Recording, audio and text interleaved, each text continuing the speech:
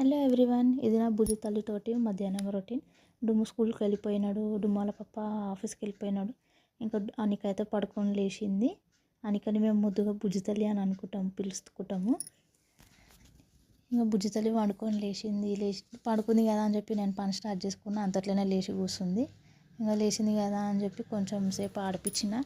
ఇంకా పని అట్లనే పెండింగ్ అయిపోతుందని చెప్పి సిట్టింగ్ ఉయ్యాలలో అయితే కూర్చోబెట్టి ఇంకా నేను పని చేసుకుందామని చెప్పి నేనైతే పాటలు పెట్టుకొని తొందరగా పని చేసుకుంటున్నాను.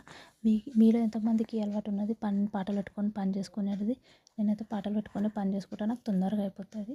ఇంకా నేను తొందరగా బోళ్ళు తోమేసి అనిక కోసం ముగ్గు తినిపిద్దామని చెప్పి ఒక పక్కన ముగ్గు అయితే చేస్తున్నాను. ఇంకా బోళ్ళు అయితే కంప్లీట్ చేసేసుకొని అనికను చూస్తే అనికైతే నన్ను చూసి నవ్వుతున్నది, అమ్మాయి మమ్మీ వచ్చేసిందా అని. ఇంకా నాకు కొంచెం బట్టలు అయితే ఉండే మడత పెట్టేటివి.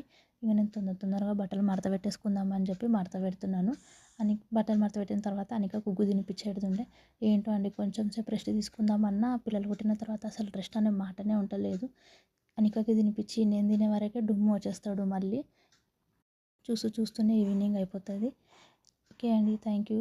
నా ఛానల్ కొత్తగా చూస్తున్నట్టయితే లైక్ చేయండి, షేర్ చేయండి, సబ్స్క్రైబ్ చేయండి, నన్ను సపోర్ట్ చేయండి. బాయ్.